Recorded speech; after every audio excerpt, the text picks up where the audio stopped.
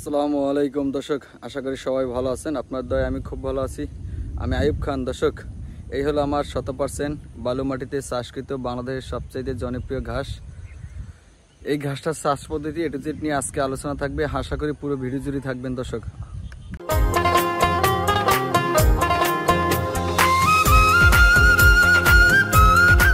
দর্শক, ইতিপূর্বে যখন এখানে আমি এই ঘাসটা চাষ করছিলাম তখন 100% বালু ছিল।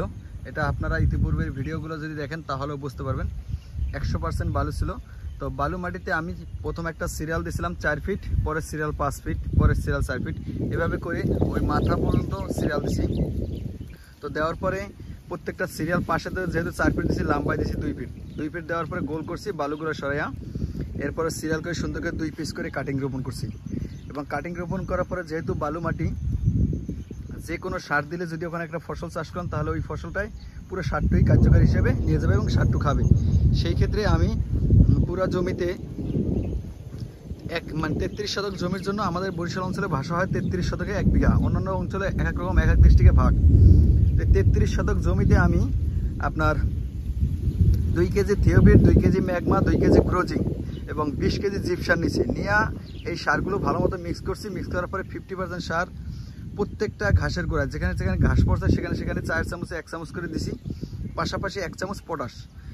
এটা দিয়ে ভালো মতো মিক্স করে ঘাসের কাটিংটা রোপণ করছি। কাটিংটা রোপণ করার পরে যখন 2 থেকে 3 দিন বয়স হয়েছে, দেখেন দর্শক কি পরিমাণ ঘাস আর ফলন। আর এখন এই যে বালু 100% পরিপক্ক বালু, 100% বালু।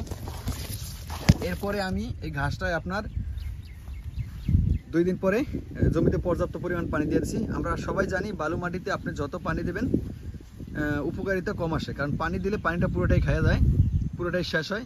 এরপরে পানি দিয়ে রেখে দিয়েছি। 10 থেকে 12 দিন পরে যখন দেখছি সব কাটিংগুলো 1 বিঘা 1.5 বিঘা জার্মেশন আসছে, এরপরে আবার ঘাসের গোড়ায়, প্রত্যেকটা ঘাসের গোড়ায় 1 চামচ করে সার দিয়েছি। যেই সারগুলো আমি প্রথম নিয়েছিলাম, মিক্স করছি, ওই সারগুলো আবার জমিতে দিছি। দেওয়ার পরে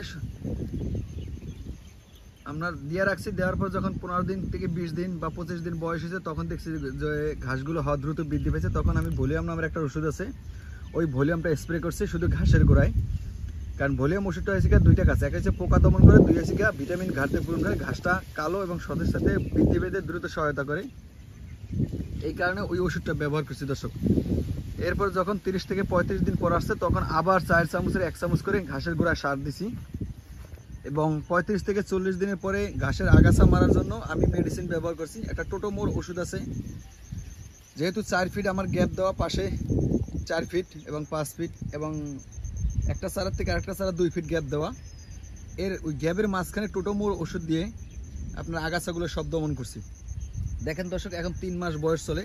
আমি এই ঘাসটা চাষ করছি একমাত্র কাটিং উপযোগী করার জন্য। আপনাদের মাঝে যে ধরনের ঘাসের কাটিংগুলো আমি দিই, দেখেন পুরো জমিতে ফিল আপ, এত পরিমাণ ঘাস। বাংলাদেশে এর চাইতে উচ্চ ফলনশীল কোনো ঘাস আমাদের দেশে নাই, তবে আছে হ্যাঁ, যেমন জারাওয়ান হাইব্রিড ঘাসটা দ্রুত 4 ফিট 5 ফিট 10 ফিট উচ্চতা আছে, 30 দিন 35 দিনে, তাতে ঘাসের ওজন আছে 10 থেকে 12 কেজি। সেক্ষেত্রে এই ঘাসটা ওজন আসে 30 থেকে 35 কেজি যদি আপনি 2 মাস বয়সে কাটেন। 2 মাস বয়সে যদি জারা ঘাস আসে, 1 মাসে যদি 35 দিন যদি আসে 12 কেজি, তাহলে 70 দিনে আসে 24 কেজি। সেক্ষেত্রে এই ঘাসটা 35 কেজি ওজন আসে 2 মাস বয়সে।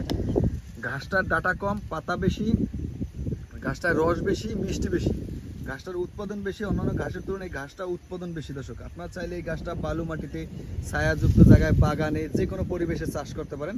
একবার চাষ করলে 8-10 বছর খাওয়াইতে পারবেন। সেটা নির্ভর করে 8-10 বছর আপনি কিভাবে চাষ করছেন। যদি যে কোনো ঘাস যদি আপনি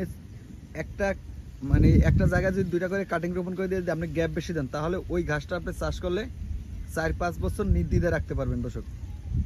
এই হলো ঘাস চাষের সিস্টেম। কিন্তু আমরা না বুঝা হুটহাট করে ঘাস চাষ করি, যা ঠিক না এবং সঠিকভাবে ফলন পাই না। আমার এখানে দেখেন 5 ফিট, আমার এই চ্যানেলের ইতিপূর্বের যে ভিডিওগুলো দেওয়া আছে আপনারা দেখবেন, অনেক বড় গ্যাপ দেখা যায়। তারপর আপনাদের বোঝার সাথে মাঝখানে একটা পিকচার দিব, দেখবেন যখন চাষ করছি তখন 4 ফিট 5 ফিট গ্যাপ দেওয়া ছিল। আর এখন এই 3 মাস বয়সে এই জমিতে ফিল আপ। এখন এই জমির একটা জমির ঘাস কাটলে 50 থেকে 60 কেজি ওজনের ঘাস পাওয়া যাবে, এত পরিমাণ ঘাস হয়েছে দর্শক। আমি সব ধরনের ঘাসের কাটিং এই মুহূর্তে সারা বাংলাদেশ ক্যাশ অন ডেলিভারি দিচ্ছি এবং ডেলিভারি চার্জ সম্পূর্ণ ফ্রি আছে। চাইলে আপনারাও সংগ্রহ করতে পারবেন আমার কাছ থেকে ইনশাল্লাহ। দর্শক, অন্যান্য ঘাসের তুলনায় এই ঘাসটার ফলন বেশি, ডাটা কম, পাতা বেশি। দেখেন কি পরিমাণ ঘাস আমি এই যে নিচে দিলাম, দেখেন ঘাসটার রস বেশি, অন্য ঘাসের তুলনায় এই ঘাসটার রস বেশি, প্রোটিন বেশি। যাই হোক দর্শক, এই ধরনের ঘাসের কাটিংগুলো আমার কাছ থেকে সংগ্রহ করতে পারেন। তবে এই ঘাসটা আপনার অনেক জায়গায় আপনি চাষ করতে পারেন, যেমন বালু মাটিতে ডেজার্ট দিয়ে ভরাট করা, এরপর গাছ বাগানে যেমন আমরা পেঁপে বাগান করি, কলা বাগান করি, বাগানের এরপর নারকেল বা আম বাগান, এইসব বাগানে আপনি এই ধরনের ঘাসগুলো চাষ করতে পারেন। এটা উচ্চ ফলনশীল একটা ঘাস, সব পরিবেশে এই ঘাসটা টেকসই হয় ইনশাল্লাহ।